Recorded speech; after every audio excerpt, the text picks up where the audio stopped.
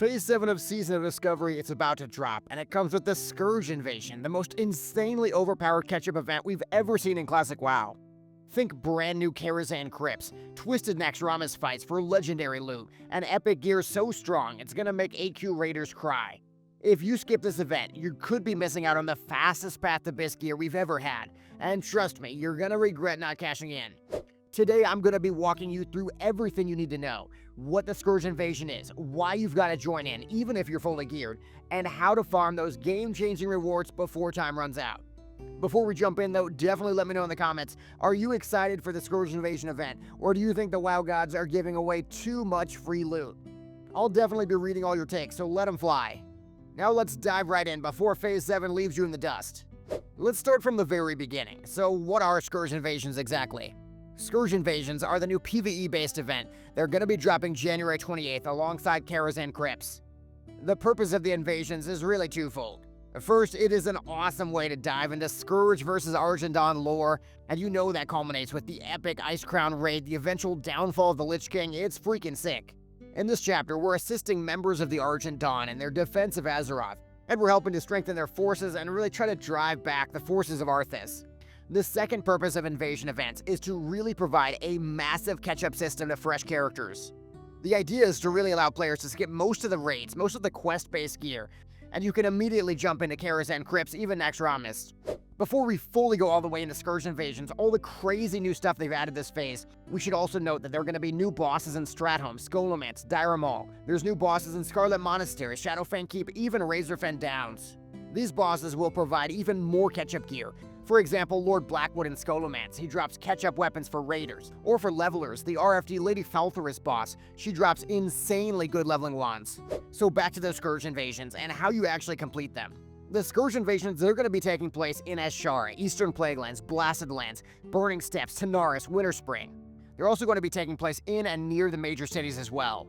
Historically, the invasion event has always been time limited, and the event originally disappeared 2 weeks after it came out in Original Classic. Do you guys have any good memories of the original 2006 Scourge Invasion event? Because I know I missed it, and I still feel pretty bad about it. As for what actually happens during the Scourge Invasion, every so often a purple skull icon is going to appear in one of the invasion zones we just mentioned.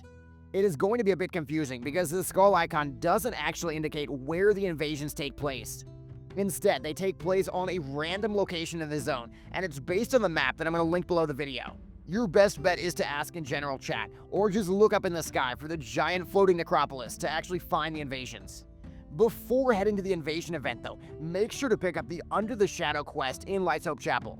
You'll also want to go to the Bulwark for Horde, or Chillwind Pass for Alliance, so you can pick up your Argent Dawn commission. That commission allows you to pick up Scourge Stones, which you can turn in for massive free Argent Dawn rep later.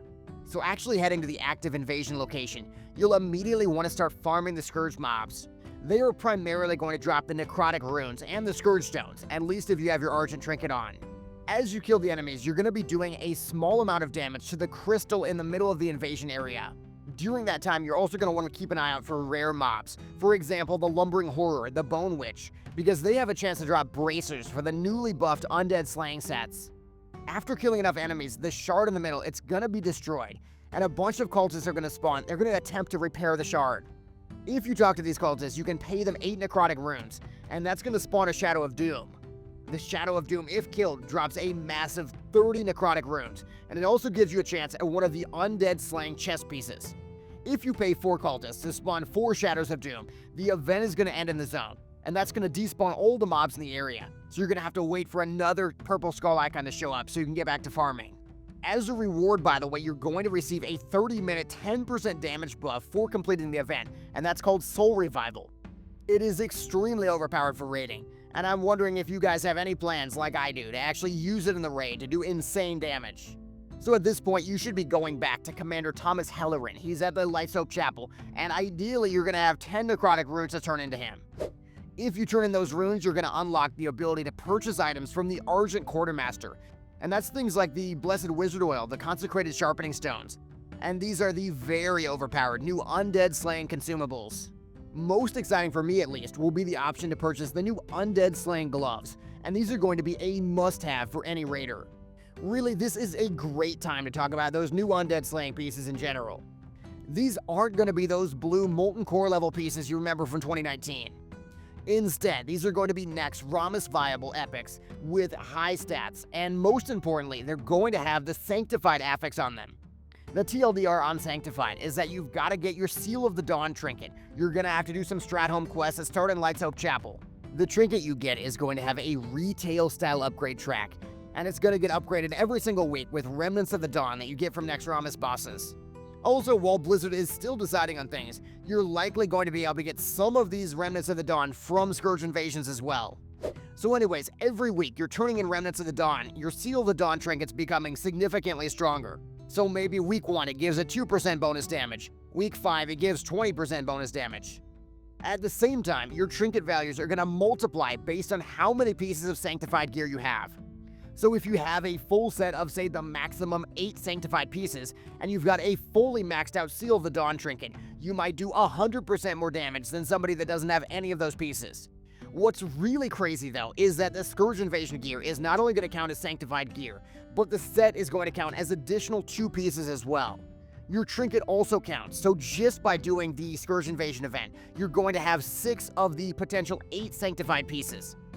If you add in some heroic Karazhan Crypts every day, you get even more Sanctified gear, and you're going to be significantly outgearing even the most long-time AQ raiders within a week or 2.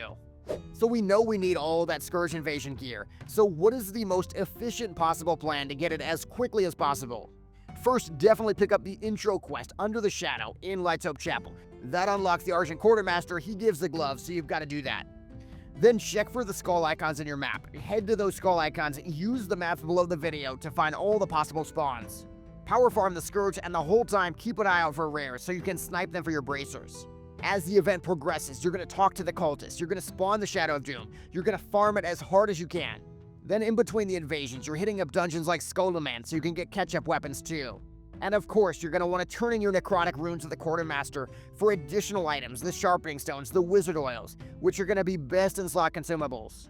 So there you have it, and I'm curious what you guys think about these Scourge Invasions being so insanely overpowered for catch-up gear. Is it unfair to AQ raiders to give away pre-biz gear with such little effort?